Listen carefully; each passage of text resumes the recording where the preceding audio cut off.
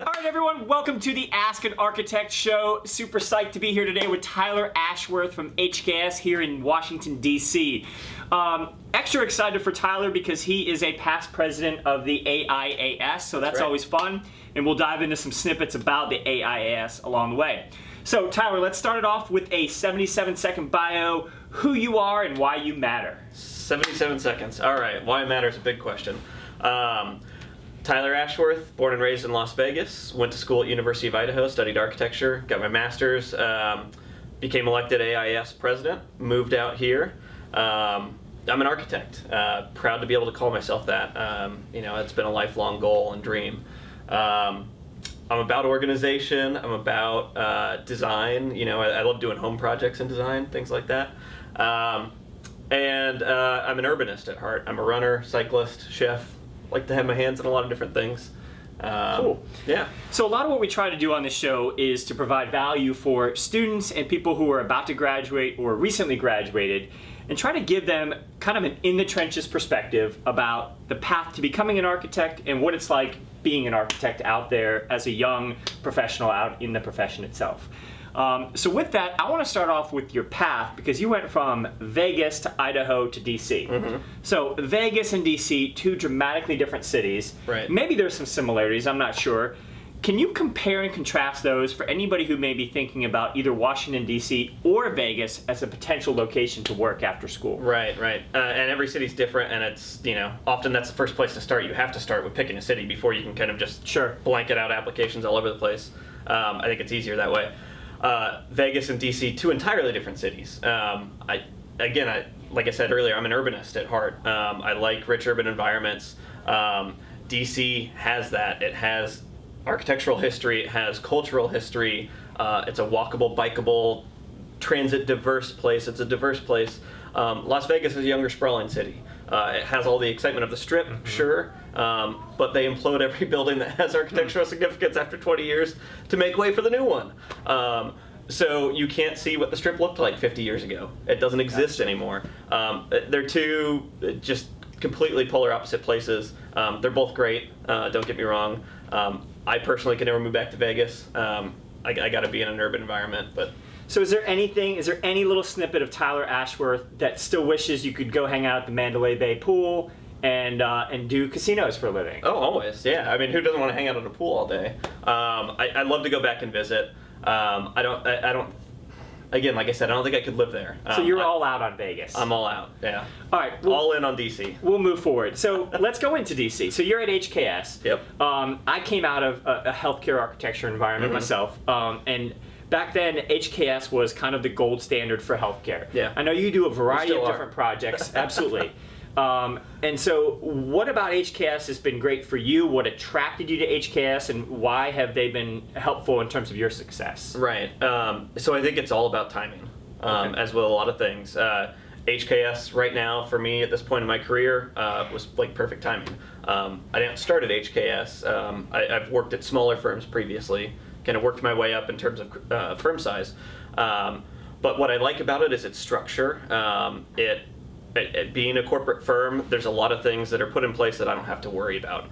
Standards for drawing, standards in Revit, my own career advancement, there's a structure there. It's not some ambiguous thing like it might be at a smaller firm. Yeah, I think that's fascinating that you talk about the structure and the benefit of that, because a lot of people see a large corporate firm and that corporate adjective has a negative connotation sometimes.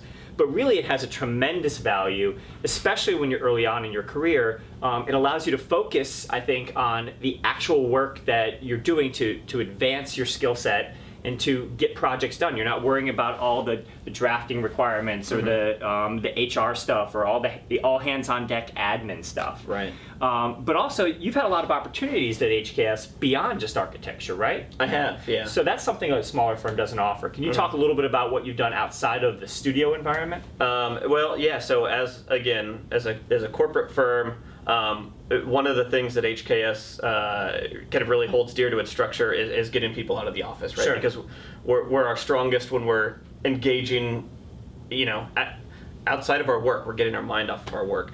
So we actually have a number of different things in place, encouraging people to get hours in EDU.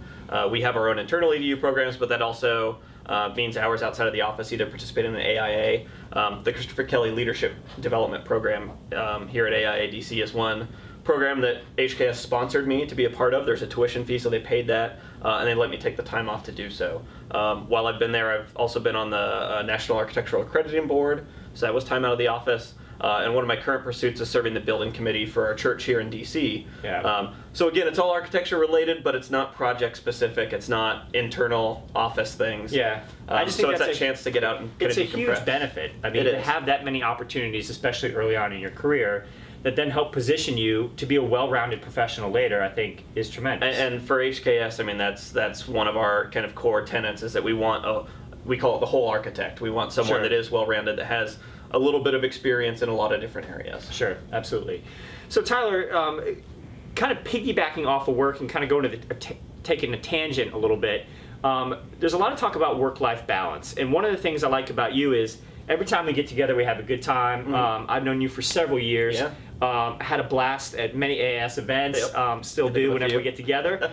And but you always balance things very nicely. It never seems like you're overwhelmed by either something happening outside of work or school or what's happening inside work or school. So what's your perspective on that whole balance? Well, you haven't seen the behind the scenes. I get stressed. No, I do very much value my work-life balance, and I think that term alone, it means a lot to a lot of different people. And every time, it's a huge conversation right now. I think it gets talked about a lot, right? Yeah, I mean, people talk about work-life integration now versus like work-life balance. Yeah. To me, every time I hear it, I think of kind of work-life balance in terms of phases of your life, right? I think a lot of people think of the day-to-day, and that work-life balance means, well, I'm only showing up at 9 and I'm leaving right at 5, and that's for life.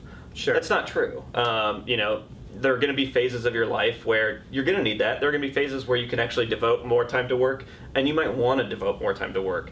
I've had those varying phases where I've been all in on volunteer efforts outside of the office, doing things like construction and community build days and different things. And then I've had those points where I was studying for the exams and trying to get my IDP hours, so I didn't care if I was working all weekend. That was more IDP. Sure. Yeah. Yeah, and I think that's healthy too. I think we're so positioned and trained to go pedal to the metal, constantly from year one of architecture school, right, to get out, prove yourself, get your license, and then once you're a project manager, you're taking on more work than ever before.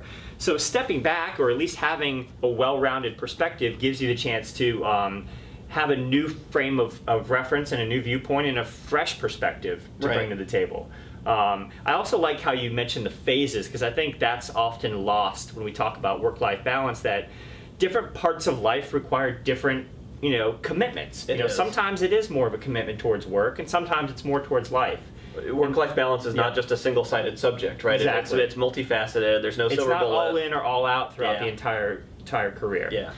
So Tyler, as we round out things here, I want to know, as my kind of ultimate question for you, how do you define the Tyler Ashworth brand? What does that mean? The Tyler Ashworth brand. I pride myself on my work ethic. Even in the jobs I was in before architecture, hard worker, right? Get in there, figure out what I need to do, get it done. So work ethic, enthusiasm, collaboration and communication, and I'll even throw out collaboration. Really, so much of it is communication, right? If you're talking to your team and you're keeping them updated on what you're doing, helping them resolve the issues that they might be having or answer those questions, if everyone's well informed, so many things fall into place. It's when communication doesn't occur that I think things start to break apart. So enthusiasm, work ethic, communication, I think those are my strong points.